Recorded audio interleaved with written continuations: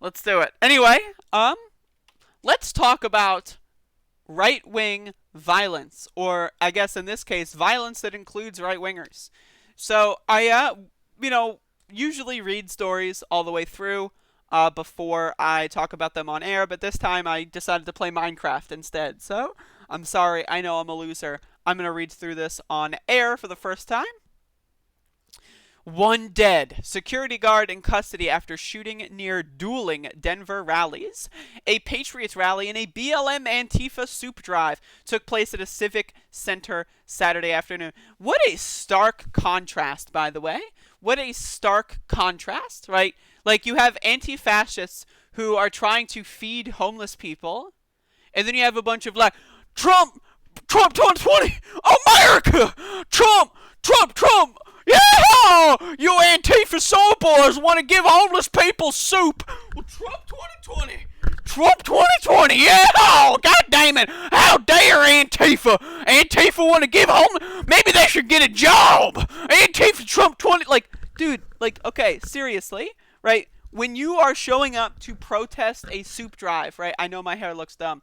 When you are showing up to protest a soup drive, you are not the good guy, motherfucker. You're not the good guy. You are not the fucking good guy. When you go up and say, those people want to feed the homeless? Feed starving children?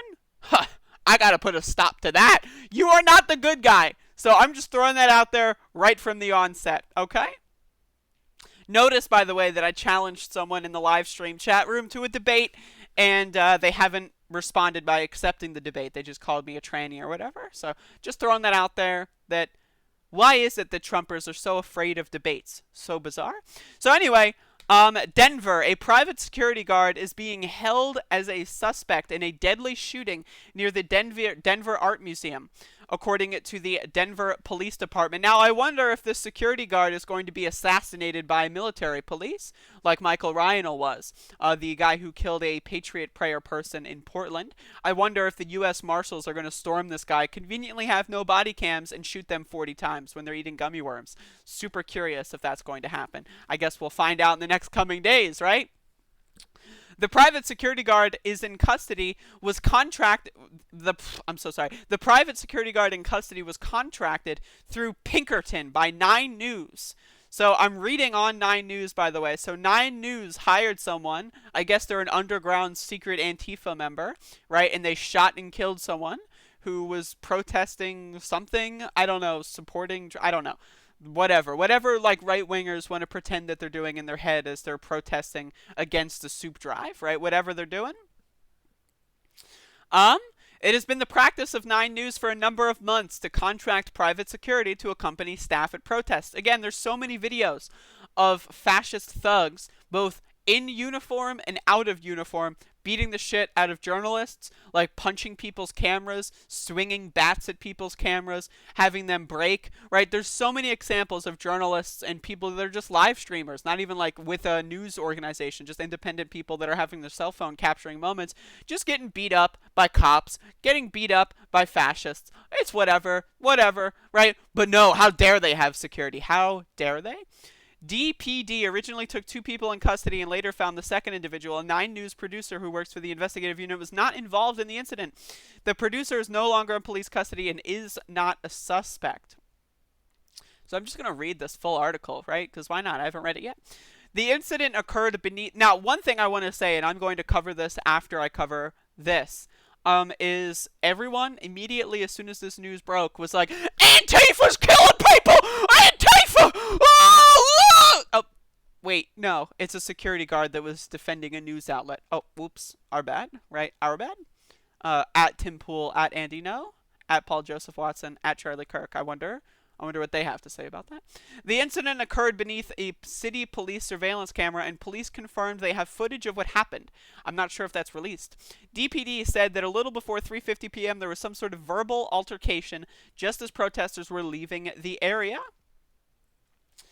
Someone sprayed pepper spray, and DPD said that is when at least one shot was fired. So it seems to be a similar situation to the Portland incident, where you have a bunch of Trumpers running around shooting people with bear mace, thinking, "Oh yeah, I'm defending my president or whatever, my emperor, whatever. I'm defending my emperor by running around a city spraying homeless people with bear mace. Facts and logic, I guess. I don't know.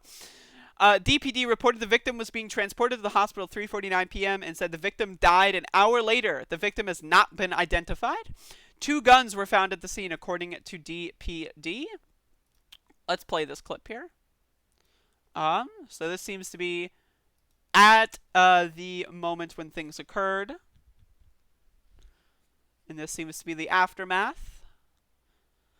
A Patriot rally was set for 2 p.m. The participants plan to meet earlier Saturday at several locations around the Denver metro area and drive to the park next to the state capitol.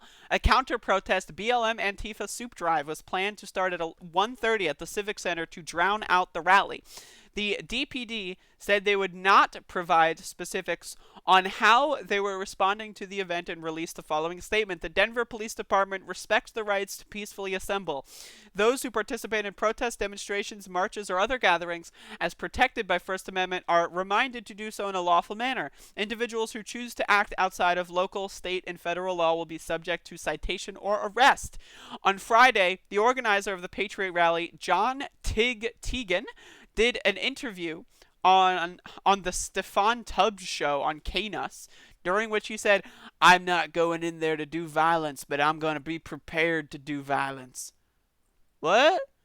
Right? What? Meanwhile, the opposite side is raising money and trying to feed homeless people. Very interesting. On Twitter, Teagan said the rally was intended to fight back, push back, time to take our country back.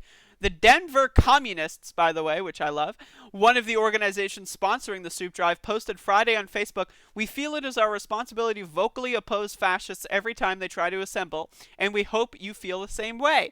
And what are our options? To cede our streets to them? Question mark." And again, this is one of those situations where this is going to continue happening. And this is as soon as Kyle Rittenhouse decided to go to a protest with a gun and ended up killing 2 people, right? And then you have the entire President Trump, his kids, the entire Republican Party say that that's good. Killing protesters is good, right? You have Donald Trump say things like this. "Isn't it wonderful to allow protesting?" No. You have Donald Trump saying things like that, right? And then you have what happened in Portland, where someone was shot and killed, right? And then you have Donald Trump send in a special military police force to go shoot that guy 40 times instead of arresting them. I wonder if that's going to happen here. I'm so very curious. But my point is, right, you're seeing escalating violence. This is going to continue happening, right? Almost every one of these counter-demonstration situations, I've been to a couple. I used to go to a lot of protests when I lived in the major city, like Washington, D.C., right? And every time, cops would beat somebody up. Every time, somebody would be injured. Every time, someone would be hurt. And that's the modus operandi of the right wing. They are there to cause chaos and to cause violence. All right? And it doesn't matter if they're on the losing end, if they pull the shortest stick on that one. It doesn't matter because they're still going to do it, right? Someone died in Portland after being shot at post an event. And guess what they did in Denver? They did another one anyway. And guess what they're going to do all around the country? They're going to do more anyway, right? And that's what's bizarre about it. And this is the thing. You have Donald Trump telling groups like the Proud Boys to stand back and stand by when it comes to the election night, right? When it comes to guarding polling stations, which is undoubtedly going to happen, right? I'm planning on going to my polling place this election day, wearing 15 masks. I might buy a gas mask for it, to be honest. I might, if anyone wants me to buy a gas mask just for comedic effect, right? Seeing a bunch of Trumpers in a red southern state cry, right, about me wearing a gas mask with a camera, that sounds like fun. Go to my Patreon, give me some money, right? Actually, I won't get the money in time. Shoot me a PayPal. Shoot me some money on PayPal if you want to see that. But right, the idea here is that there's going to be a lot of violence. When Donald Trump wins on election night because a lot of Democrats voted by mail-in, and then Joe Biden is declared the winner a couple days, maybe a week later, that is going to cause a lot more violence. And then you're going to see Donald Trump pressured, right? You're going to see him probably like not concede. You're going to see him not allow any sort of proper concession. We might roll into a situation where it's December, maybe even January, and you have 20% of the country that thinks Trump is going to be inaugurate or like give a State of the Union address or whatever, right?